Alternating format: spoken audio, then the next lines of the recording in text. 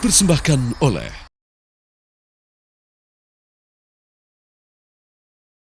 Assalamualaikum warahmatullahi wabarakatuh. Alhamdulillah para pemirsa TV One, kembali kita berjumpa lagi dalam suasana yang sangat bagus bulan Ramadan ini. Topik kita hari ini adalah keadilan sebagai asas ekonomi Islam lah. Apa yang dimaksud keadilan? Keadilan itu dalam bahasa Arab itu banyak vocabnya tuh ya. Ada al-adl, ada al-qist, ada al-wasat, ada al-mizan. Ada 7 itu yang mirip-mirip bisa diartikan dengan keadilan. Kalau keadilan kualitatif itu biasanya memang berarti al-adl. Ya. Kalau keadilan kuantitatif itu biasa kita pakai istilah al-qist. Jadi kalau misalnya ada ayat fankihu ma taba lakum minan nisa'i matna wa sulasa wa ruba fa in khiftum alla ta'dilu. Ya, kalau kalian takut berlaku adil. Al-adl di situ tidak dikatakan fa in khiftum alla tuqsitu.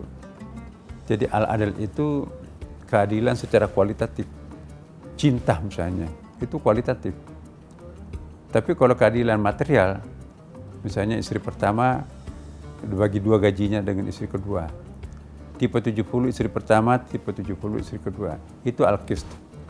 Apakah begitu syaratnya untuk bisa poligami? No.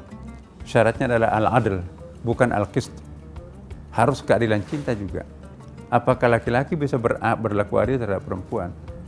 Pasti kalau tanya laki-laki, boleh, bisa, saya bisa kok. Tapi tanya pencipta laki-laki, ya Allah, mampu nggak laki-laki bersikap adil terhadap perempuan? Dijawab dalam surah Nisa juga. Walan tastati'u an ta'dilu bainan nisa walau harastum. Tidak mungkin laki-laki itu bisa berlaku adil terhadap para perempuan, para istrinya. Nah, bagaimana bersikap adil terhadap harta? Keadilan sosial itu di dalam pasal 33 Undang-Undang 45 itu kan sangat bagus ya kan. Ada yang merupakan hak negara ya, misalnya tanah, air dan kekayaan alam itu dimiliki oleh negara. Jangan dimonopoli oleh orang perorangan. Ya bahkan kalau kita lihat dalam fikih Islam ada namanya konsep luqata Umar itu.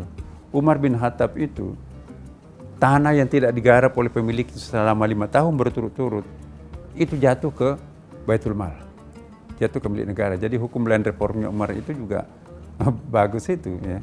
Kita banyak sekali tanah yang puluhan tahun di kampung-kampung, di desa-desa itu pemiliknya orang Jakarta. Masuk ke pagarnya saja bahaya, awas anjing galak, awas ada listrik di situ. Enggak bisa. Sementara masyarakat setempat itu enggak punya lahan. Saya kira ini perlu mendapatkan perhatian untuk kita semuanya. Tidak adil kalau kita memonopoli tanah yang sedemikian luas, tapi tidak pernah digarap. Sementara kampung setempat warganya itu tidak punya lahan garapan. Kenapa enggak disewakan?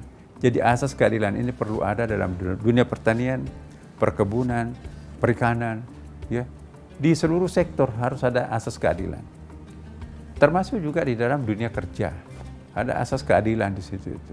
Kapan keadilan ini tidak termanifestasi dalam suatu company, itu awal kehancuran sebuah company itu sendiri. Kapan keadilan tidak mewujud dalam suatu bangsa, suatu negara, itu awal kehancuran suatu negara dan suatu bangsa. Mari kita belajar terhadap suatu orde. Dalam Al-Quran kan kita diingatkan, ajal itu bukan hanya dimiliki oleh orang perorangan. Yang punya ajal itu juga masyarakat. Yang punya ajal itu juga adalah rezim. Setiap rezim itu punya ajal. Ada ayatnya kan? Likulli ummatin ajal. Setiap umat itu punya ajal. Semua ajal itu, semua rezim itu punya ajal. Sama dengan manusia, setiap manusia itu punya ajal. Nah, pertanyaan kita adalah bagaimana mempertahankan ajal ini tidak datang? Maka itu harus ada adil. Keadilan ini mampu memperlanggeng kehidupan kita, kestabilan kita. Stabilkan sistem perekonomian kita dengan menjunjung tinggi asas keadilan. Kalau asas keadilan terwujud dalam perusahaan kita, terwujud dalam masyarakat kita, maka dengan sendirinya kita akan hidup tenang dan langgeng kejayaan itu sendiri.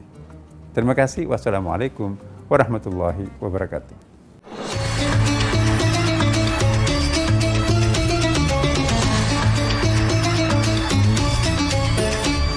dipersembahkan oleh